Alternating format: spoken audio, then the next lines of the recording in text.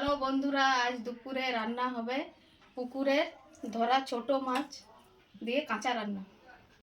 কাঁচা রান্না হবে মাছটা, ওই জন্য পরিষ্কার করে ধুয়ে নিয়েছি। এর মধ্যে লবণ দিয়ে দিচ্ছি,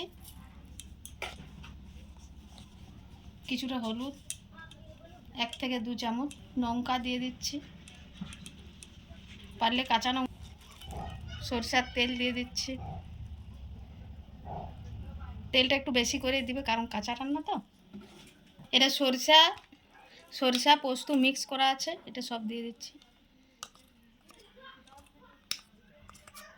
পেঁয়াজ বাটা আছে, পেঁয়াজটা দিয়ে দিচ্ছি।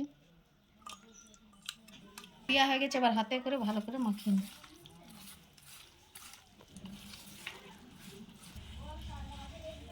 মাখানো হয়ে গেছে, এবার এক সাইডে রেখে গ্যাসটা অন করে দিচ্ছি।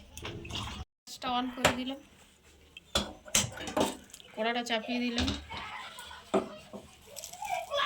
কড়াটা গরম হয়ে গেছে, তেল দিয়ে দিচ্ছি। তেলটা কম দিবে কারণ মাছের তেল দিয়ে আছে তো, সরষা পোস্ত আছে, তেলটা কম দিবে। কাঁচা লঙ্কা দিয়ে দিচ্ছি,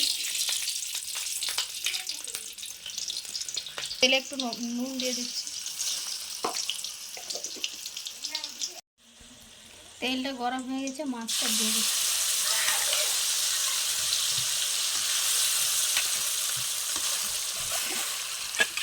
মাছটা দেওয়ার পরে জলে মাছটা রান্না হয়ে গেছে, এবার একটা বাটিতে তুলে নিচ্ছি।